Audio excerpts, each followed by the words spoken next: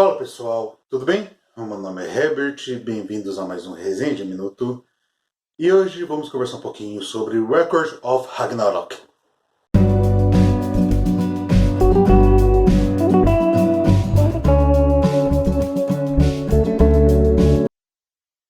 Bom pessoal, Record of Ragnarok é um novo anime original da Netflix que estreou na semana passada. Ele vem fazendo sucesso na plataforma, ele está no top 10 dos mais assistidos, porém tem uma ressalva. Ele é um anime que é uma adaptação de um mangá de sucesso, um mangá recente que ainda está sendo publicado, e um mangá cujo qual a base de fãs gosta bastante. Então as expectativas para essa animação, para essa adaptação em anime, eram gigantescas. E a ressalva vem porque nem todo mundo está satisfeito com essa adaptação. E vamos conversar um pouquinho sobre isso hoje. Então, já se inscreve aqui no canal se você não é inscrito ou inscrita para poder aproveitar os vídeos sobre literatura, cinema, HQs, mangás, anime e afins. Deixa o like nesse vídeo, por favor, porque o like de vocês me ajuda demais, faz o canal crescer no YouTube. E também dê uma olhadinha na descrição porque tem minhas redes sociais, me sigam lá para a gente trocar uma ideia. E também tem um link para meus livros, que para quem não sabe, eu sou escritor. No caso, Sunoma, uma fantasia distópica, e o Cada Segundo é Valioso, um suspense policial. Bom, vamos para uma sinopse. Em Record of Ragnarok, a gente vai acompanhar uma história cujo qual a premissa, todos os deuses que existem, de todas as mitologias, ou seja, a gente vai ter, por exemplo, Zeus, vai ter, por exemplo, deuses da mitologia nórdica, como Thor, vai ter deuses, por exemplo, Shiva, Buda, enfim, todos os deuses se reúnem numa espécie de conselho que acontece a cada 1000 anos para decidir se a humanidade deve continuar existindo ou não. E eles estão saturados de como a humanidade vem lidando com as situações, digamos assim, do mundo, destruindo a natureza, causando guerras, dor, sofrimento, e decidem, por forma unânime, que a humanidade tem que acabar. Chega disso, não está dando mais, não está mais valendo a pena, digamos assim. Porém, no momento que eles vão tomar essa decisão, uma valquíria aparece no conselho, no caso a Brunilda. A valquíria, elas são uma espécie de deuses que antes eram humanas, então são uma espécie de híbrido, por assim dizer. E ela, por ter essa ligação com os humanos, traz uma regra que foi estabelecida lá quando o conselho foi criado, milhares de anos atrás, que diz que tem que ser dado uma chance dos humanos combaterem os deuses, uma espécie de luta, para poder, digamos assim, garantir a sua existência. Não seria justo simplesmente extingui-los de uma hora para outra. Então, ali é proposto que seja feito uma espécie de torneio, onde em várias lutas de um contra um ser humano vai enfrentar um deus. E isso é conhecido como o Ragnarok, É a batalha do fim dos tempos, é o que vai decidir o futuro da humanidade, o futuro do mundo. Sendo que então a Brunilda vai ficar responsável por escolher os humanos que irão enfrentar os deuses. E é a partir desse momento que a gente vai acompanhar realmente um anime que é sobre luta, sobre um torneio de deuses enfrentando humanos em disputa sobre o futuro da humanidade. Basicamente é essa a sinopse. Agora vamos falar um pouquinho do porquê esse anime tem decepcionado tanta gente, quais são os pontos fortes, os pontos fracos dele. Vamos começar pelos pontos fortes. Aqui acho que o melhor ponto forte, que é o que mais chama atenção, provavelmente tanto no mangá quanto no anime, é o argumento principal do roteiro. Ou seja, você envolver tantos deuses de mitologias diferentes e também personagens históricos que acabam enfrentando esses deuses, como por exemplo na primeira luta a gente tem o Lu Bu, que foi um militar chinês que era muito conhecido por ser invencível, enfrentando o deus nórdico Thor. Você acaba ali descobrindo coisas que você nunca tinha visto. No caso, Thor, ele é um personagem que muita gente conhece, muita gente conhece a própria mitologia dele, mas, por exemplo, o Lobo eu não conhecia, fui pesquisar depois. Outros deuses vão aparecendo, você vai querendo pesquisar, porque são de mitologias diferentes, personagens históricos diferentes. Então, acho que toda essa mistureba de mitologia com coisa histórica, para você também pesquisar além do anime, além do mangá, é o charme, é o que mais tem de melhor nesse filme, nesse anime aqui, nessa história toda.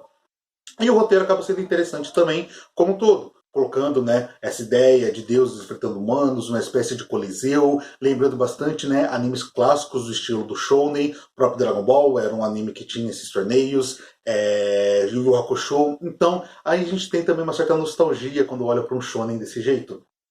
E o segundo ponto forte é o design dos personagens. Aqui os designs dos personagens são excelentes, é tudo muito bem feito, a adaptação é bem fiel nesse sentido ao mangá. Eu não li o mangá, mas eu dei uma procurada para poder comparar, né, o estilo do traço em si, e deu para ver que aqui eles conseguiram emular muito bem feito, não tem serrilhado, não tem nada do tipo, então o design é muito atrativo, dá para ver que aqui foi bastante bem feito, foi muito bem feito na verdade. Porém, dá para dizer que os pontos fortes acabam aqui, e agora a gente vai entrar nos pontos fracos, que é que vem causando tanta decepção na galera. O primeiro ponto fraco, e não tem como deixar de falar, é a animação em si. Por mais que os designs sejam bem feitos, a animação é extremamente parada, ela não tem fluidez nenhuma, e num anime onde a premissa é que tenham bastante batalhas, isso acaba ficando muito a desejar. Acaba dando um discurso muito grande porque não traz empolgação. As batalhas não têm fluidez, são basicamente cenas estáticas que vão se colocando uma após a outra, com a narração em voice-over para dar uma contextualização. Então acaba ficando um pouco chato. Não tem nenhum problema a batalha ser demorada. A gente acompanhou, né? Quem gosta de anime, viu animes clássicos, esses shonen clássicos que eu citei, Yu Hakusho, Dragon Ball, Cavaleiro do Zodíaco, etc. Todos eles têm batalhas extremamente demoradas, com monólogos no meio da batalha. Mas no momento que a porradaria come, pelo menos era algo empolgante. E aqui essa empolgação simplesmente não existe, o que sim é o ponto mais decepcionante da obra. Mas eu ainda consigo ver mérito em alguns momentos da animação em si, porque o design né, e também a animação andam juntos, então tem falha grande, mas ainda consigo ver alguns méritos. O que mais me incomodou, que para mim é o pior aqui desse anime, é a direção. Por que eu digo isso? Como eu falei, eu não li o mangá, mas eu dei uma olhadinha no primeiro capítulo, em scan mesmo, só para poder ter uma noção de como que era feita a narrativa aqui desse anime, dessa história no mangá. E sim, tem ali o narrador né, explicando várias coisas, tem né, a Brunilda explicando várias coisas, e isso acontece também aqui no anime, porém acontece de uma forma que para mim não funcionou. Porque, por exemplo, quando eles estão lutando, muitas vezes tem que contextualizar algumas coisas, como por exemplo o Thor, da onde ele tirou o martelo dele, esse tipo de coisa, o Lubu, quem era ele, estou dando o exemplo né, da primeira luta, e depois tem outras lutas, Adão, Zeus, etc. E essa contextualização, muitas vezes, é feita de forma extremamente bagunçada. Tem horas que é uma narração feita por parte da Brunilda, tem horas que a narração é feita por parte né, do narrador da própria luta, que está ali né, com o seu berrante. Tem horas que a narração é feita por um narrador fora da obra, né? Um narrador que simplesmente está ali só para narrar, ele não é nenhum personagem especificamente. E para mim tudo isso, além de ficar bagunçado, acaba, digamos assim, distanciando a gente dos personagens que são interessantes, mas que a gente não consegue criar nenhum laço com eles, nenhum tipo de empatia. E por que isso foi importante ser dito? Porque por mais que talvez esse tipo de narração funcione no mangá, aqui a gente tem uma adaptação. E quando se fala em adaptação, tem que pensar que as coisas têm que ser adaptadas para uma nova mídia e que funcionem nessa nova mídia. Então essas diversas narrações assim não funcionam também. Seria muito mais, digamos assim, efetivo se tivesse colocado, por exemplo, o Thor falando sobre ele mesmo, sobre como ele conseguiu né, o seu martelo, enquanto o Lubu escutava. E o Lubu também falando como ele é considerado um dos humanos mais fortes que já existiu. Porque, no final das contas, tanto o Thor quanto o Lubu, eu estou dando exemplo da primeira luta para não dar spoiler para ninguém, eles criam um respeito mútuo. Só que a gente não cumpre esse respeito mútuo a partir do momento que a gente não tem ligação nenhuma com os personagens. Eles mal falam, as cenas de luta deles são extremamente estáticas. Então, se pelo menos colocasse eles falando sobre o que eles mesmos passaram, talvez a gente tivesse criado um laço maior. Ou tirasse o narrador, né, o narrador que não é personagem, de fora disso tudo, ou colocasse ele para narrar, por exemplo, só os flashbacks, e deixasse pelo menos quem estivesse explicando o narrador ali da luta, deixasse as coisas mais próximas. Isso não acontece, então a direção não soube trabalhar isso, não soube fazer uma boa adaptação, além de várias outras coisas que dá para citar, que às vezes parecem ser detalhes pequenos, mas que incomodam, como por exemplo, no mangá, sempre que aparece um deus novo, ou algum personagem novo, aparece né, como se fosse uma plaquinha explicando quem é aquele cara. Por exemplo, esse é Zeus. E nessa plaquinha está escrito o nome ali em português, por exemplo, no mangá, dá para ver Zeus. Aqui as plaquinhas aparecem apenas em japonês. Eventualmente aparece a tradução, mas muitas vezes não aparece. Então a gente fica dependendo apenas de uma contextualização que muitas vezes vem depois, mas que durante um certo momento a gente também fica perdido na história, sem saber exatamente quem é aquele personagem. Alguns dá para saber fácil, como por exemplo Shiba, por causa dos vários braços, mas outros nem tanto.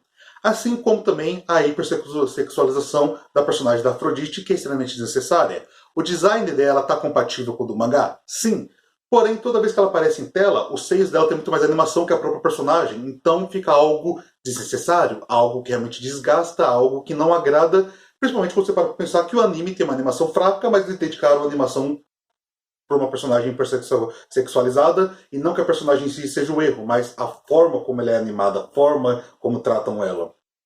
Enfim, Record of Ragnarok, eu não diria que ele é o pior anime do ano, como muitas pessoas têm dito, porque no final das contas muitos animes são produzidos dentro de uma temporada e muita coisa ruim aparece.